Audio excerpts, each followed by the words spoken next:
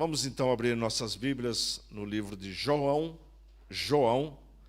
capítulo 7, dando sequência à nossa série de mensagens no livro de João.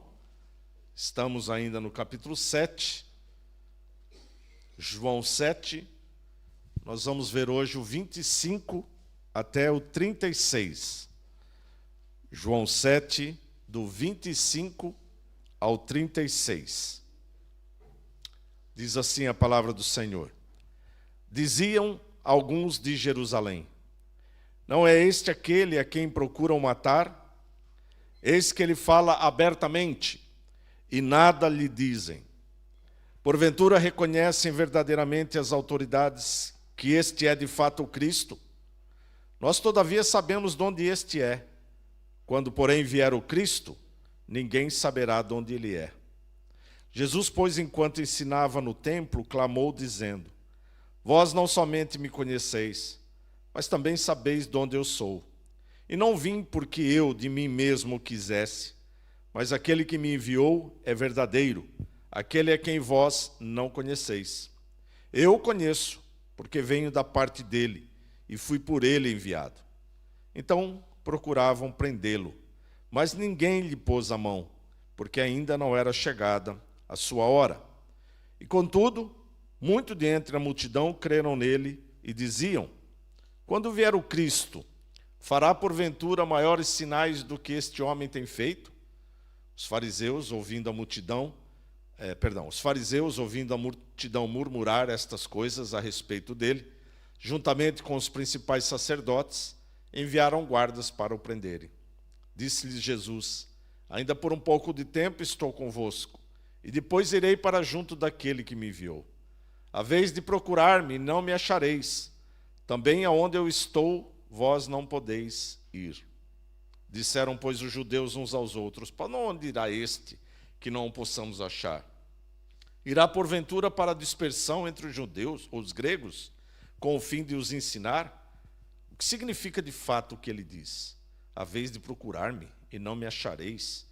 Também aonde eu estou, vós não podeis ir. E é até aqui que nós vamos meditar hoje. Os irmãos podem sentar. Meus irmãos, uma coisa que me chama a atenção aqui nesse texto de João, a partir do capítulo 7, é esta forma das pessoas se expressarem a respeito de quem é Jesus, do que ele faz. As pessoas ficarem revoltadas por atitudes de Jesus, revoltosos. E me chama a atenção como nós podemos perceber como rapidamente as pessoas tiram conclusões, sem muitas vezes conhecer a pessoa, ou tampouco conhecer o assunto. Hoje nós vivemos um período de um tempo em que muitos são assim, as coisas acontecem dessa forma. As pessoas ouvem qualquer coisa, e mesmo sem saber o que se passa, mesmo sem saber o que o assunto trata, muitas vezes logo tem lá uma conclusão para tirar. Né? Em teologia, né, que é o que nós fazemos aqui, teologia, então parece que todos têm uma opinião formada, né, a respeito de teologia, a respeito da Bíblia. Né? E muitos que dão as suas opiniões nem têm ideia do que é a Bíblia. Mas eles precisam, sentem necessidade de expressar as suas opiniões. Eu penso que isto é uma coisa boa e ao mesmo tempo é má. Eu posso expressar a minha opinião a respeito de um fato que eu ouço, mas eu não posso dar garantias de que aquele fato que eu ouvi está literalmente inteiro. Não sei se os irmãos percebem. Eu posso ouvir uma frase: quem quer me matar? E alguém ouve essa frase e diz: nossa, pastor, será que o pastor está sendo ameaçado? Será que o pastor está com medo de morrer? Será que o pastor, nossa, o que será que ele fez de errado? Se ele está com medo de morrer, talvez é porque ele fez alguma coisa errada. E as pessoas começam a alimentar coisas. E eu apenas fiz uma pergunta: quem pode me matar? E aí as pessoas, então, começam a tirar suas conclusões. Foi o que aconteceu aqui, em certa altura do texto que nós lemos. Jesus disse, né, no versículo 19, que nós falamos na quarta-feira passada: Não vos deu Moisés a lei, contudo ninguém dentre vós observa. Por que procurais matar-me? Respondeu a multidão: tens demônio. Ué? Como assim? Só porque eu falei, queres matar-me, tens demônio? Ou seja, estavam a dizer, Jesus está louco, Jesus está com mania de perseguição. Quem é que falou? Mas por que é que eles disseram isso? Porque eles não estavam um pouco antes, quando Jesus havia curado aquele homem paralítico. Porque lá diz que os judeus procuravam matá-lo. Então, muitas vezes as pessoas se manifestam sem conhecer o assunto verdadeiramente. Se manifestam apenas por uma expressão, por uma palavra dita. Então, nós como cristãos devemos ter um pouco de cuidado com essas questões. Eu posso até me manifestar, mas sempre devemos deixar uma ressalva. Olha, pelo que eu ouvi, ou pelo que eu sei, ou pelo que eu fui informado, ou seja, talvez eu não fui informado de tudo, não saiba tudo. É isso que está aqui a acontecer, neste capítulo 7. Nesta sequência, nós percebemos isto. Primeiro, nós nos deparamos com os da sua casa. Já falamos tudo isso, né? Então vamos só fazer uma recapitulação.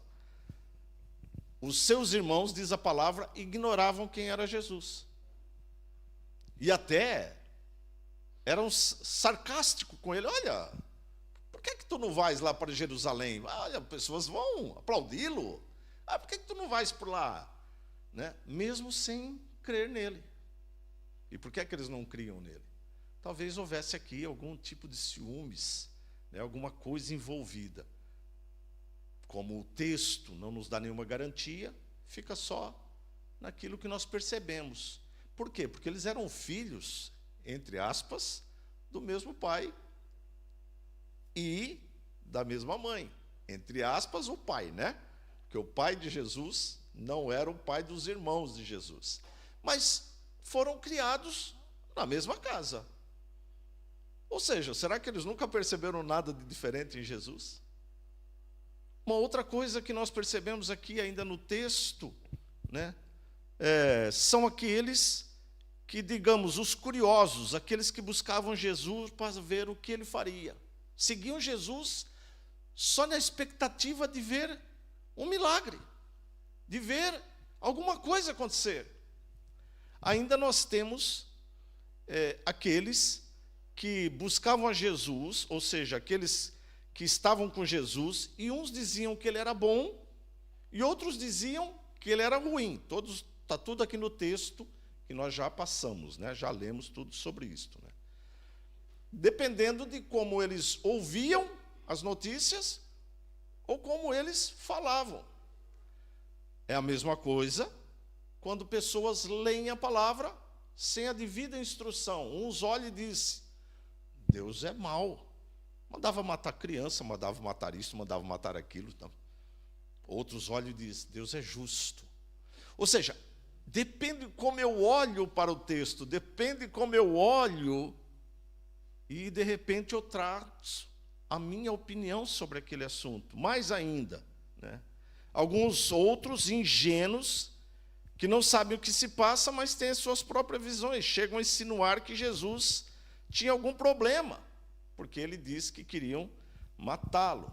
Temos ainda os que consideravam um grande mestre com uma oratória muito boa, e tem aqueles que realmente odeiam e queriam calar a Jesus. Tudo isso nos primeiros versículos do capítulo 7. Todos esses personagens aparecem aqui em 30 versículos que nós lemos até agora. Todos esses personagens. E é interessante porque este capítulo vai exatamente preparar, é uma antecessão do que iria acontecer depois com Jesus, quando literalmente ele iria ser entregue. Às vezes também nós, ingenuamente, podemos achar que isso foi em outros tempos. O fato é que sempre houve, sempre haverá controvérsias envolvendo o nome de Jesus. Sempre. Toda vez que você trazer a situação de cristandade, de uma religiosidade centrada em Cristo, nós vamos ver pessoas favoráveis, pessoas contrárias. Pessoas que acham isto e pessoas que acham aquilo. Sempre nós vamos ouvir isto. Talvez nos nossos dias isso esteja mais aflorado, as pessoas tenham suas opiniões mais avivadas, porque tem muita gente que dá ouvidos, né, às pessoas. O que eu quero dizer é que isto sempre existiu. Desde quando Jesus veio ao mundo, isto sempre existiu. Dentro da sua casa, em torno dos seus amigos, as pessoas que o ouviam, as pessoas que o odiavam, isto sempre existiu. Nunca deixou de existir e nunca deixará de existir. Até o dia em que a justiça será feita na sua volta, né, quando Cristo voltar. Na última quarta-feira nós vimos Jesus questionando o fato de os judeus imporem as questões da guarda do sábado, embora abrisse algumas exceções, como, por exemplo, quando precisavam fazer a circuncisão. Foi o assunto que nós tratamos na última quarta-feira. E Jesus diz, olha, vocês não se sensibilizam por causa de um pedaço de carne que vocês querem tirar, vocês não deixam de realizar, mas eu que curei o corpo todo de um homem, vocês estão todos revoltados com isto. Foi o tema que nós tratamos, então, na última quarta-feira. E Jesus termina dizendo para que eles julgassem não pelas aparências, mas que julgassem justamente, é o versículo 24 que nós lemos na última quarta-feira. E para que haja justiça reta, como ele diz aqui no versículo 24, requer um discernimento moral e teológico. Quando nós abordamos questões da cristandade, questões que envolvem Jesus, que envolvem a palavra, nós temos que olhar para a moral que ela expressa e o discernimento que ela expressa. Não há outra forma de olhar para a palavra a não ser desta forma. Mas o assunto não termina por ali, né? No versículo 24, continua, né? Pois Jesus continua ensinando no templo, no pátio, né? Ele não está dentro do templo, mas está no pátio ensinando. E agora aparece uma outra dúvida entre o povo. Seria Jesus o Cristo? Esta é a dúvida que aparece, né? Diziam alguns de Jerusalém, não é este aquele a quem procuram matar? Eis que ele fala abertamente e nada dizem. Porventura, reconhecem verdadeiramente as autoridades que este é de fato o Cristo? Então começou ali um questionamento, começou ali algumas discussões a respeito desse tema. Por quê? Porque essas autoridades tinham certeza de quem era Jesus, e se ele era um embusteiro, se ele era um falso profeta, então eles poderiam prender. Mas por que eles não prendiam? Será então que realmente eles tinham alguma dúvida de quem era Jesus? Esta era a discussão ali nos grupos, nas rodinhas, né, que estavam ali formando. Lembra-se? Nós estamos aqui na festa dos tabernáculos, está cheia a cidade. E ali formam-se grupos, né?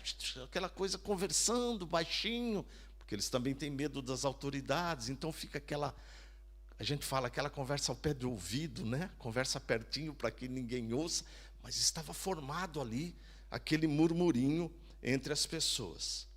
Embora alguns, em sua ingenuidade, não tenham entendido quando Jesus disse que o procuravam matar, no versículo 19 e 20, havia, sim, alguns outros que tinham esta convicção que as autoridades procuravam matar Jesus. O versículo 25 começa dizendo isto.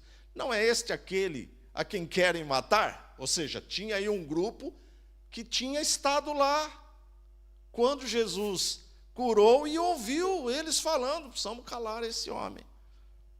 Então, olha, não é esse aí que eles estão querendo acabar com a vida dele, não é? Então, já tinham grupos formados, aqueles que não sabiam direito o que estava a acontecer, mas tinha um grupo que tinha convicção de que estava sendo armado alguma coisa contra Jesus. É isso que nós estamos a ver aqui, né?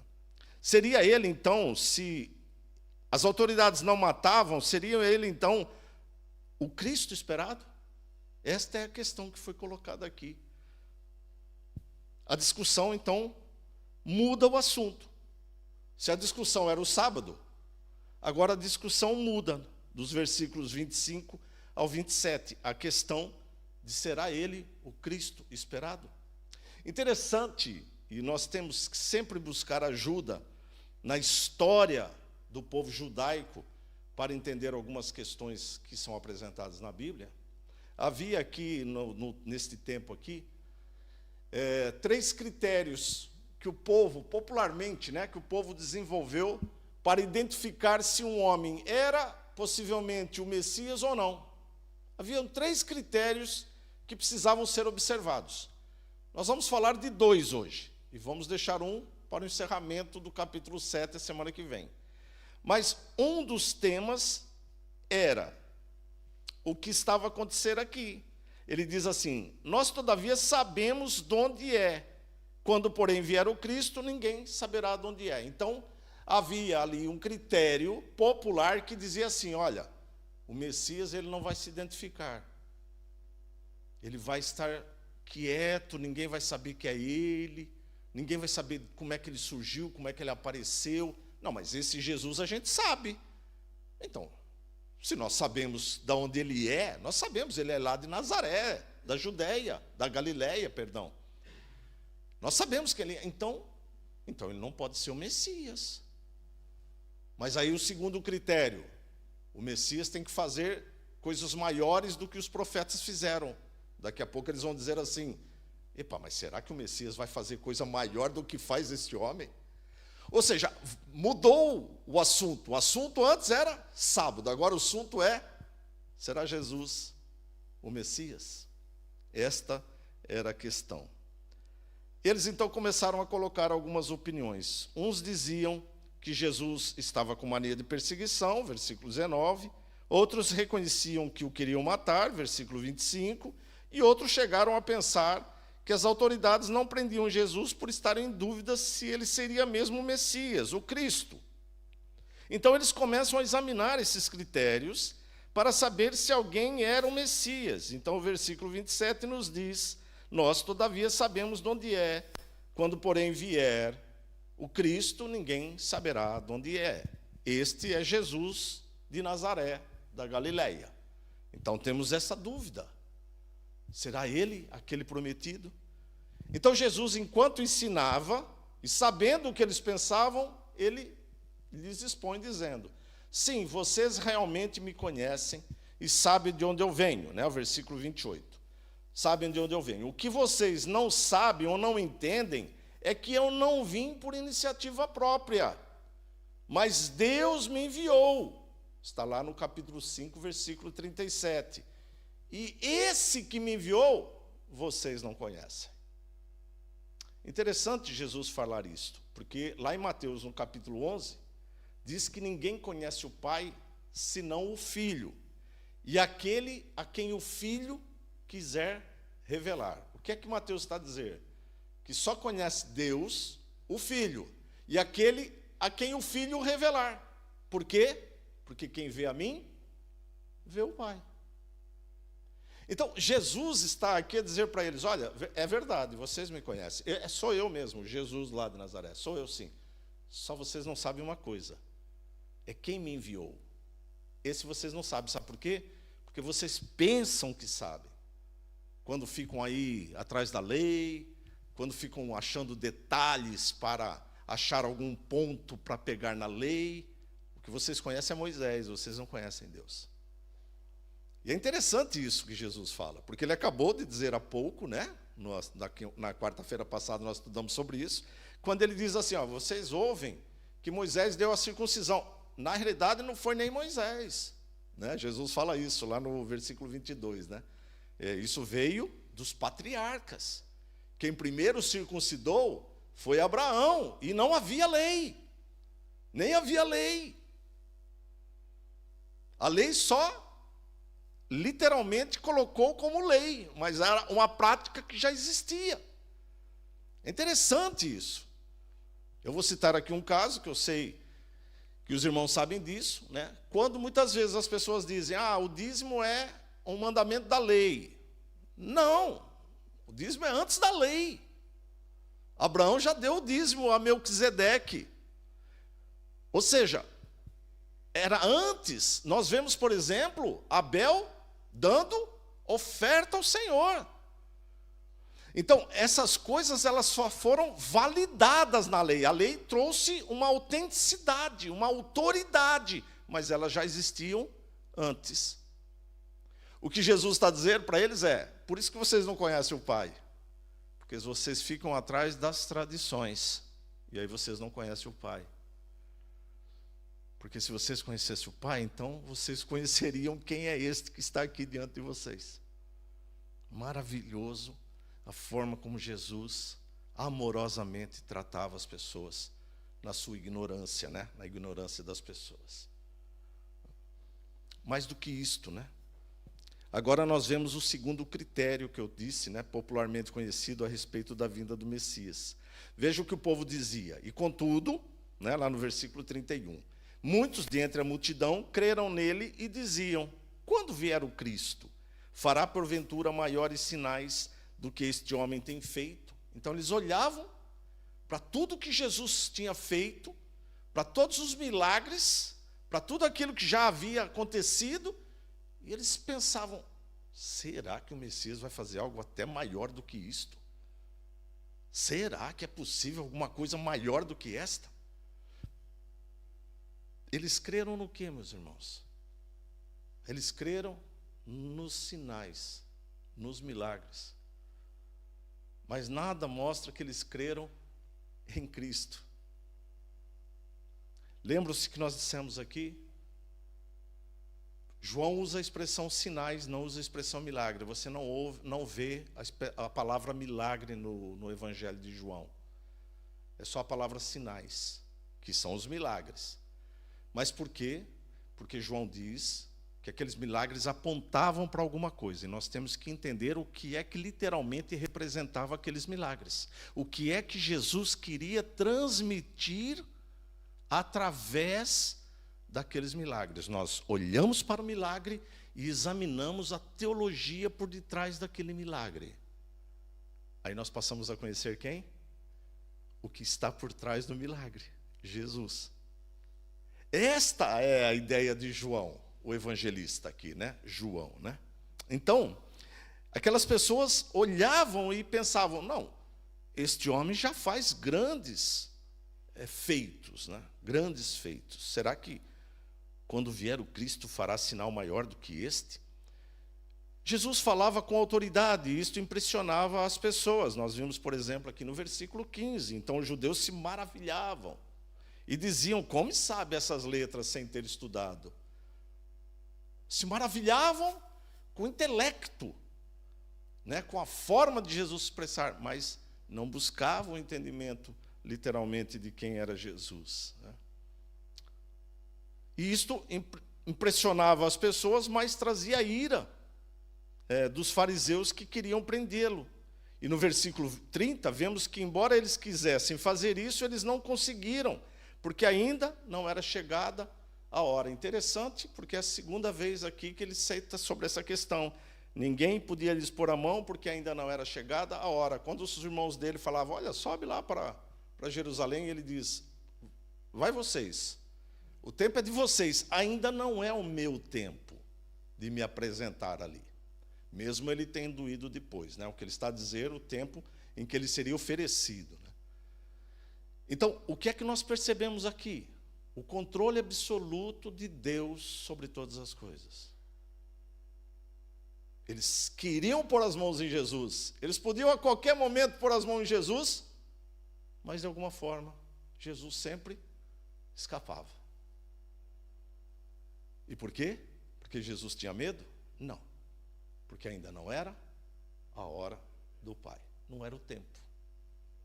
O tempo determinado por Deus havia se cumprir lá no Getsêmani, quando chega o traidor. E com um beijo, o entrega. E ele deliberadamente diz: chegou a hora. Chegou a hora. Isso tudo acontece para que se cumprisse todas as coisas. Então, meus irmãos, o que nós vamos percebendo é que o povo, lembrando tudo que os profetas fizeram, comparavam com o que Jesus fazia e o que se dizia sobre o Messias vindouro. E parecia que Jesus fazia coisas maravilhosas e grandiosas e levava o povo a questionar se ele não seria o Messias. Mas vejam, como eu disse, que tudo está embasado nos sinais de Jesus e não propriamente num entendimento de quem era Jesus. O que nós vemos hoje, muitas vezes, são pessoas buscando a Jesus pelas promessas, não dele, mas daqueles que o expõem. As pessoas buscam Jesus das bênçãos, não das bênçãos que ele prometeu, mas daquelas bênçãos que aqueles que o apresentam prometem.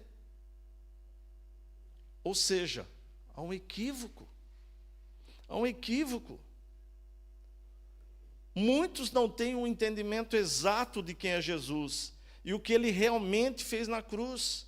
Isto levou muitos a crerem nele, é o que nos diz aqui. Mas quando Jesus foi encaminhado para a cruz, quantos estavam ali com ele? Por quê? Porque estavam vendo um Jesus sucumbindo à morte. Como que ele pode sucumbir à morte? Como o Filho de Deus pode morrer? Então, ele não é quem ele dizia que era.